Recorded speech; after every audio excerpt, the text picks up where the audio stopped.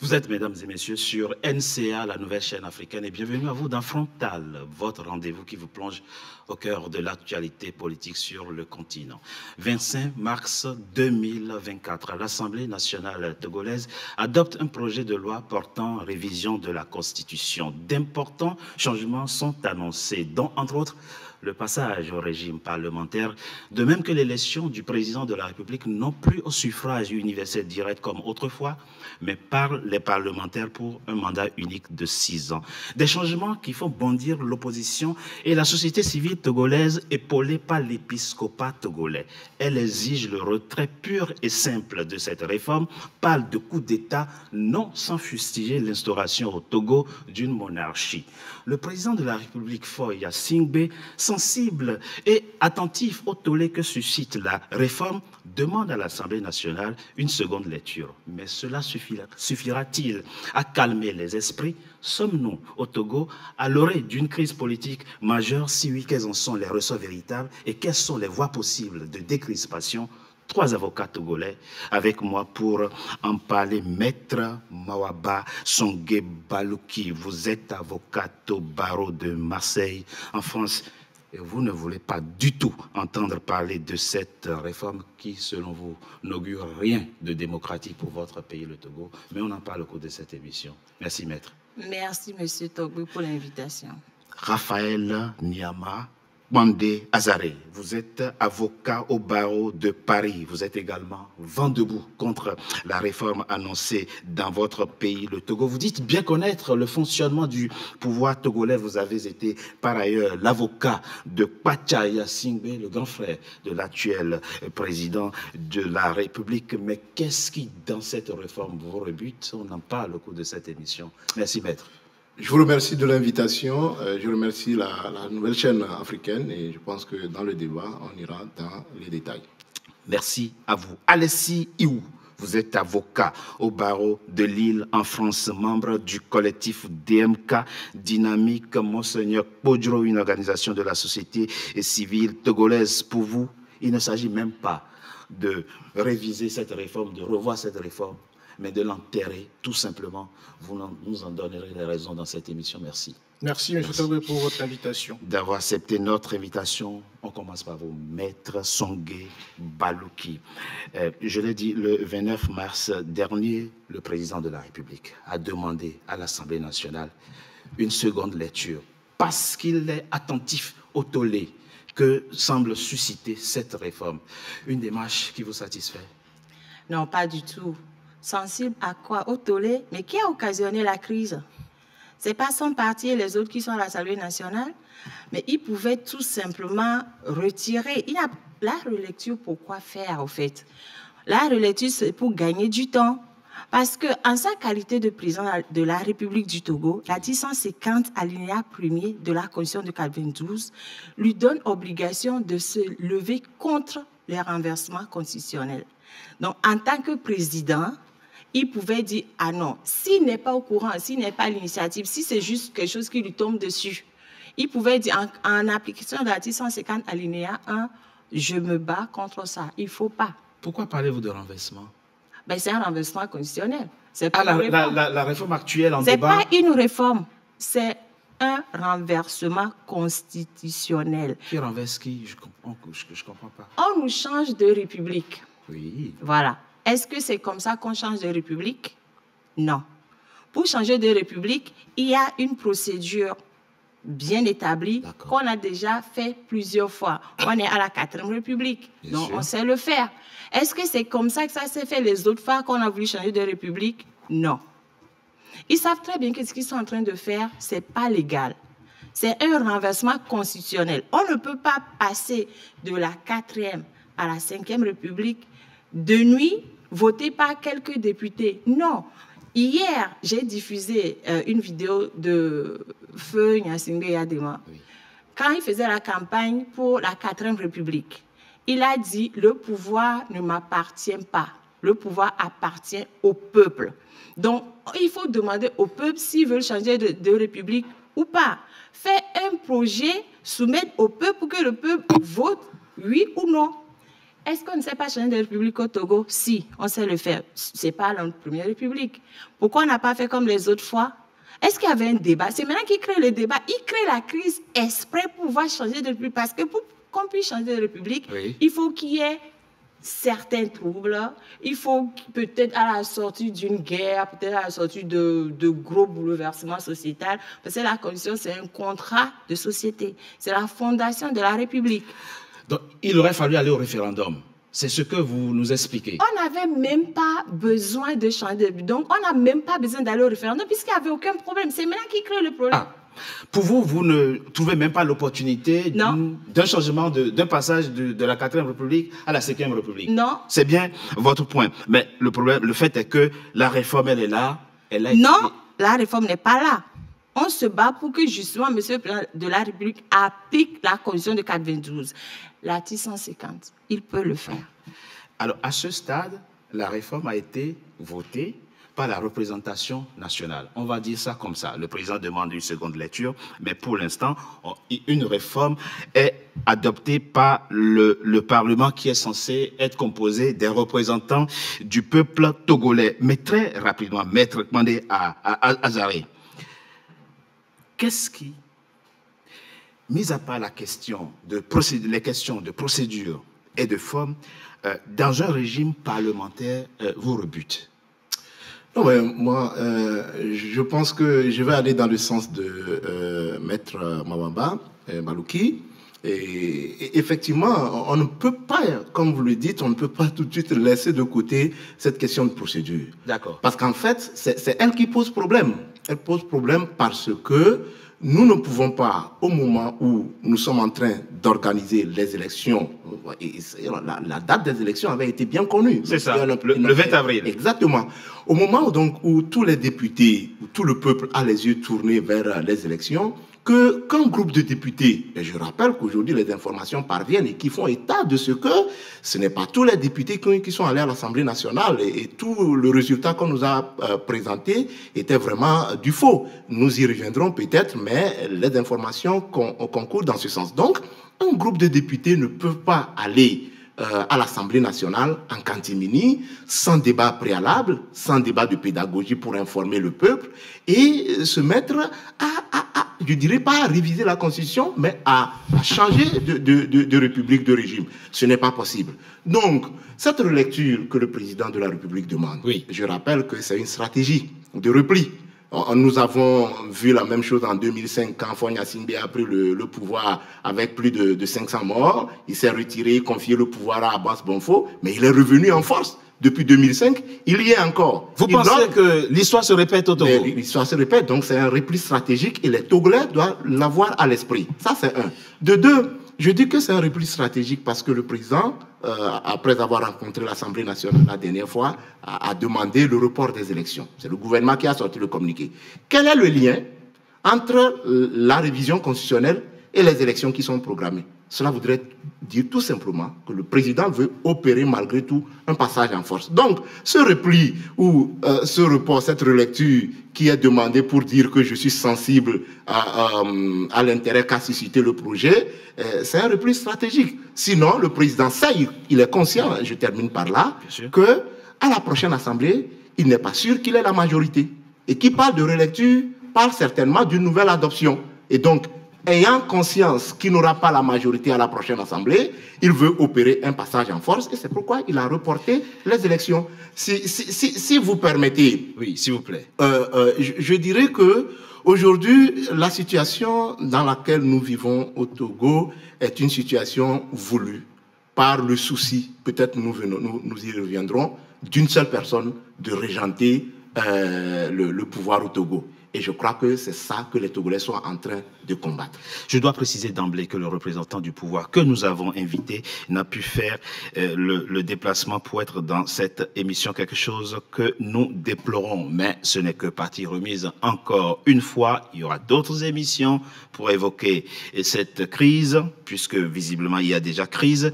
Et nous espérons que la prochaine fois, il sera dans l'émission pour vous répondre. Mais très rapidement, Maître Pandé Azaré, avant que je passe la parole à Maître Iou, une petite parenthèse. Vous avez évoqué la question du vote à l'Assemblée nationale, vote au cours duquel il n'aurait pas été présent beaucoup de députés.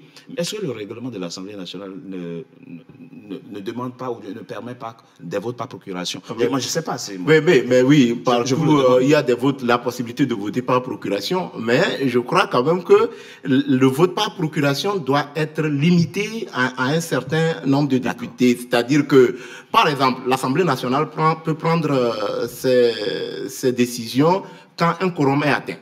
Quand vous retrouvez, excusez-nous, je parle sur un ton grave, quand vous vous retrouvez pour un changement de constitution, je dirais un changement de régime, avec moins de la moitié des députés, je dis bien moins de la moitié des députés, le bon sens, le fonctionnement, les règles de la République voudraient que vous sursoyez à faire ce que vous êtes en train de faire. Maintenant, si vous voulez, on peut même ne pas aller là. Oui. L'Assemblée nationale actuelle est arrivée à terme depuis le 31 décembre 2023. Ça voudrait dire que cette Assemblée n'a pas les prérogatives constitutionnelles pour prendre une disposition dans la vie ou qui implique, qui engage l'avenir de la société togolaise ou de tout un pays. L'une des raisons pour lesquelles le chef de l'État demande une relecture, c'est qu'il dit le vote ou l'adoption de cette loi a suscité un intérêt. Oui, mais de quel intérêt s'agit-il? L'intérêt fondamental qu'a suscité ce vote, c'est pour dire au chef de l'État, Monsieur le Président de la République, l'Assemblée nationale qui a adopté cette loi n'a pas les prérogatives requises pour le faire. Redemander à cette Assemblée une seconde lecture, ça c'est une provocation. Donc c'est pourquoi je dis que le chef de l'État est en train de faire la diversion et pour moi, les Togolais doivent s'opposer contre cela. Maître Yourou, très rapidement, oui. On est en face de deux problèmes d'ordre procédural, puisque c'est ce que je semble comprendre. Non seulement il aurait fallu aller au référendum, ce qu'ils n'ont pas fait, mais en plus, il faut voter, il faut adopter la réforme par une Assemblée nationale pour vous illégitime. Tout à fait. Et tout ça répond à quel besoin selon vous? C'est quoi l'objectif? Maître Pandé Azaré nous dit, au fond, c'est pour satisfaire la volonté d'un homme. Oui, oui. C'est ce que vous pensez? Vous pensez que Absolument. cette réforme est taillée sur mesure pour le président de la République? Comme toujours, comme depuis 2005. Tout a été toujours fait pour privilégier ou servir une personne. Et c'est ce qu'on demande, on refuse aux Togolais, enfin, pas aux Togolais, à ceux qui entourent Faure Gnassingbé, que le Togo n'appartient pas à une personne, et encore moins à une famille. Alors, pour revenir sur ce que vient de dire ma soeur et mon confrère, que je suis intégralement dans ce qu'ils disent, c'est que on est pour changer, je ne dirais pas, parce que ça, ce n'est pas une révision constitutionnelle. Hein. Moi, j'appelle ça un changement de constitution. C'est une modification, comme le dit mon confrère, de constitution. Pour le faire, il faut qu'il y ait, comme l'a dit ma consoeur, un motif. Il faut un motif. Quel est le motif qui nous amène à vouloir changer de constitution? Ben, vous avez lu l'exposé des motifs. Il y a lu l'exposé de motifs. Eh ben, donc, il y a des motifs qui ont été évoqués. Non, mais je vais vous expliquer. L'exposé de motifs ne tient pas debout. Mais pas vraiment rien du tout. Parce qu'on nous fait comprendre que c'est pour plus de démocratie, que c'est pour... Plus de représentativité, que c'est pour aussi éviter un pouvoir absolu entre les mains... Concentré entre les mains du président de la République. Personne. Et que ça permet une participation plus démocratique de la population. Ben, sauf que c'est qu'un aspect qu'on nous expose. Ben, le régime parlementaire, c'est le régime le plus rejeté dans tout le monde entier. C'est le régime le plus instable. On ne peut pas nous parler d'une démocratie, d'une stabilité avec un régime parlementaire. C'est un non-sens. Vous prenez l'Italie, comptez le nombre de régimes de changement, vous verrez. Vous prenez même l'Angleterre. Pas l'Espagne. La Belgique est restée 2 ans sans gouvernement parce que justement ils ont un régime parlementaire. Donc vous voyez tout ça là, c'est du pipeau. Ça, ce n'est pas du tout l'objectif. Je vais revenir quand même. Pourquoi je dis que, et je rejoins mon confrère là, sur ce point-là, pourquoi je dis que cette assemblée n'a aucune qualité, aucune, pour statuer. Mais ça se trouve dans la Constitution elle-même. Que dit la Constitution? La Constitution dit, l'article 52 de la Constitution dit que, alors ça c'est une interprétation des gens qui ne sont pas juristes et qui ne comprennent pas. D'accord. Cet article dit que les élections des députés ont lieu 30 jours avant la fin de leur mandat. Oui. Alors, en droit, les termes sont très précis. Quand on dit les élections ont lieu, ce n'est pas les élections peuvent avoir lieu. Donc, c'est très impératif. C'est impératif. Quand c'est impératif... Sauf et ça, s'il y a une situation... Et on le dit par la suite. Ok, d'accord, très bien. Le même texte le dit. Ok, très bien. Alors, si vous ne le faites pas, Oui. ben, normalement, vous n'êtes pas dans la légalité. C'est ce qui s'est passé. C'est-à-dire que les élections n'ont pas eu lieu. Alors, il aurait dû avoir lieu en novembre, début novembre. Début novembre ou décembre, plus d'un, bien sûr. Ça devait avoir lieu. Alors, là où les gens qui se croient esprit malin arrivent à tromper les Togolais, c'est de dire que, mais en fait, dans le même article, il est dit que ceux qui, les députés en place, restent en fonction jusqu'à la prise de fonction de leur successeur. Là aussi, c'est du français. Hein. Ils restent en fonction jusqu'à la prise de fonction de leur successeur. Ce n'est pas jusqu'aux élections de leur successeur. D'accord. Mais c'est ça le droit. Enfin, ceux qui ont écrit cette constitution en ont tenu compte. Pourquoi? Parce que dans le même article, on vous dit que les élections ont lieu, que la première session des élus, c'est le deuxième mardi après les élections. Donc il y aura quand même une marge où les gens, ce n'est pas parce que vous avez fait une élection aujourd'hui que demain, les nouveaux élus prennent fonction. Donc, il y a une marge avant la prise de fonction. D'accord. Donc, pendant ce temps-là, vous faites quoi? Vous assurez les affaires courantes. C'est précisé comme ça? Non, mais c'est l'esprit de la loi. L'esprit de la loi, c'est ça. Puisque vous êtes élu aujourd'hui, on est aujourd'hui le 4, le 5, vous ne prenez pas fonction le 6. Vous allez prendre fonction le deuxième mardi qui suit la proclamation des résultats. Expliquez-nous. Donc, expliquez-nous une petite parenthèse pour qu'on comprenne. Hein, oui. On parle de droit. Qu'est-ce qui, dans cette disposition, l'article 52, vous fait interpréter, et qu'est-ce qui, donc, dans cet article, vous fait interpréter la disposition comme limitant les prérogatives de l'Assemblée nationale dont le mandat est arrivé à terme? Oui. Mais... Qu'est-ce qui fait aujourd'hui, qu'est-ce qui permet de dire qu'ils n'ont pas qualité à adopter une loi ou une réforme comme celle qu'elle... Le caractère impératif. D'accord. C'est-à-dire, vous devez, ce n'est pas vous pouvez. Deuxièmement, il y a les dispositions de l'article 2, alinéa 2, comment l'appelle-t-on, le règlement sur la bonne gouvernance. Oui, de la CEDEAO. Le protocole additionnel. Le protocole additionnel dit clairement que les élections ne doivent pas être modifiées les 6 mois qui suivent. D'accord. Les constitutions. Les constitutions, vous voulez dire. Et qu'on doit respecter aussi ce que dit la Constitution. C'est clair. Vous prenez cet article, il est clair là-dessus. Et là, non seulement on ne fait pas les élections, et j'ai entendu certains du pouvoir dire, mais au fait, pourquoi on conteste cette révision, leur pseudo-révision? Parce qu'en janvier, ils auraient déjà voté une loi pour augmenter les élus, c'est-à-dire les députés, passer de 91 à 113, et qu'on n'a rien dit. Mais ça, c'est ce que j'appelle l'idiotie, parce que ça nous arrive par exemple que nos clients fassent, j'en ai raconté à ma consoeur la dernière fois, c'est-à-dire, 2 minutes pour vous expliquer. Vous avez un délinquant qui commet une infraction aujourd'hui, on ne le voit pas. Il passe devant le juge et il va dire, mais l'infraction que j'ai commise là-dedans, comme vous ne l'avez pas vue, je suis innocent cette fois-ci. Je suis innocent cette fois-ci. Or, ça s'appelle chez nous une récidive. Non seulement en janvier, ils ont commis une infraction, et en mars, ils commettent une deuxième infraction, et en nous disant, mais comme janvier, vous n'avez pas contesté, pourquoi vous contestez en mars? Non, c'est une récidive. Au fait, ils sont toujours dans l'illégalité. Conclusion, on est là dans l'illégalité totale. Dans l'illégalité totale. C'est pour ça que moi, je ne veux même pas entendre parler de référendum ou pas.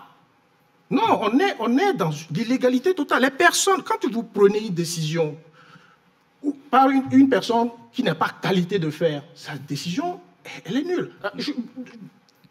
Dernier mot. Les gens critiquent ça, les gens ne veulent pas comprendre ça. Lorsqu'un gouvernement change, lorsqu'on dégomme un Premier ministre, vous êtes sûr que les ministres qui suivent sont capables de nommer des directeurs, de nommer des gens au moment où on a enlevé le Premier ministre? Non. Non, parce qu'ils perdent tous leur qualité de pouvoir nommer des gens. Ça s'appelle, toute décision, y compris celle-là, ça s'appelle modifier l'ordonnancement juridique des institutions. Comme on n'a plus qualité, on ne peut plus prendre des décisions qui modifient l'ordonnancement juridique des institutions. Ils sont dans l'illégalité. Moi, je ne comprends même pas pourquoi on fait des débats sur référendum. Pourquoi il n'y a pas de référendum? Voilà. Si vous permettez. Oui, très rapidement, avant que je passe la parole à madame. Pour revenir sur cette disposition de l'article 52 qui prête à interprétation, et je rappelle que les gens le font de mauvaise foi. Et je suis dans le même sens que mon confrère Alexis Iou qui dit que le législateur de 92, le constituant de 92, n'a pas été, excusez-moi le terme, mais il n'est pas con. D'abord, la Constitution, le constitutionnalisme ne confère pas des pouvoirs à vie ou des pouvoirs illimités. Donc, on ne peut pas dire que les dispositions de l'article 52 alinéa, dernier alinéa, les députés peuvent rester. Non, non, c'est pas possible. Tel qu'il a dit, c'est jusqu'à la prise de fonction effective de leurs successeurs. Ça voudrait dire que les successeurs sont connus par une élection. Nous ne sommes pas dans ce cas. Ici, il n'y a pas d'élection. Ça, c'est un de deux. Même si les successeurs sont connus, il y a une période intérimaire. Entre la fin du mandat et la première l'ouverture, il y a une période intérimaire. Donc, ils peuvent expédier les affaires courantes durant cette période intérimaire. Et l'article 144 de notre Constitution, alinéa 5, précise que aucune modification constitutionnelle ne peut intervenir en période intérimaire. Les députés, en fin de mandat, qui sont là pour expédier les affaires courantes. C'est important que vous rappeliez cette disposition. Quelle est la disposition qui le dit? Je dis l'article 144, alinéa 5, dit clairement qu'on ne peut pas modifier une constitution en période intérimaire. Donc, les députés l'ayant fait, ils ont commis ce que Mawaba a appelé une forfaiture. C'est un renversement de constitution. Et dans ce cas, c'est clair que le président de la République, s'il dit qu'il n'a pas connaissance de ce qui s'est passé encore, qu'on nous a dit que c'est une proposition de loi venant des députés de l'Assemblée nationale, et que, ben voilà, entre-temps, ça a été adapté. S'il dit qu'il veut se mettre au-dessus de la mêlée, c'est de dire, vous avez renversé la Constitution, moi, en tant que garant de cette Constitution, parce que j'ai prêté serment pour le faire, je rétablis la Constitution. Exactement. On ne peut pas demander une seconde relecture. Et comme je l'ai dit, ce qui, moi, me chagrine, c'est le fait de demander une relecture à quelqu'un qui n'avait ni la qualité, ni le pouvoir de le faire. Bon, et ça, il faut quand même que la Togolais dirige contre ça. On ne peut pas parler de rétablissement de la Constitution dès lors qu'il ne l'a pas promulguée, qu'il n'a pas promulgué. Oui, mais vous savez, nous savons jusqu'à ce jour, c'est la Constitution de 1992 révisée qui vaut au Togo. Je suis d'accord avec vous. Mais en demandant une seconde relecture, nous disons que ce n'est pas ça que les Togolais demandent. Parce que ce que les Togolais demandent, les Togolais disent, il n'est pas opportun que vous modifiez la Constitution. Vous l'avez fait de manière illégale et irrégulière. Nous demandons son retrait pur et simple. Très rapidement, Maître Balouki, on reviendra je reviendrai tout à l'heure à vous. Pour qu'on comprenne la chose dans sa technicité, mettons de côté la question de l'égalité ou de l'illégalité. Ça veut dire quoi une seconde lecture au fond? Qu'est-ce que ça, à quoi doit-on s'attendre normalement? Bon, si on prend je ne veux pas me mettre dans leur tête, hein, mais je vais faire semblant de me mettre dans leur tête parce que je ne comprends même pas leur... Mais faites l'effort, oui. Voilà. Donc, si j'essaie de me mettre dans leur tête, la deuxième relecture, ça voudrait dire ou ils ne vont pas atteindre les 2/3, donc ça va être envoyé au référendum, ou ils vont voter contre et du coup, on n'en parle plus. Voilà. Mais l'hypothèse la plus probable, c'est qu'ils ne votent pas contre ça, on est d'accord. C'est pour ça. Ils ont la majorité, le pouvoir à la majorité. Ben non, même à leur sein, il y a des divisions. Hein. Leur mascarade, là, ça a créé beaucoup d'ennuis au sein de leur propre troupe. Hein. Il y a beaucoup de gens qui ne sont pas d'accord avec ça. Je pense que c'est l'une des raisons pour lesquelles il y a certaines personnes qui ont jugé utile de ne pas venir. Ils savaient qu'ils allaient faire ça. Ils ne sont pas allés. Je propose qu'on marque une courte pause. On se retrouve dans quelques instants. OK. Notre émission tout de suite.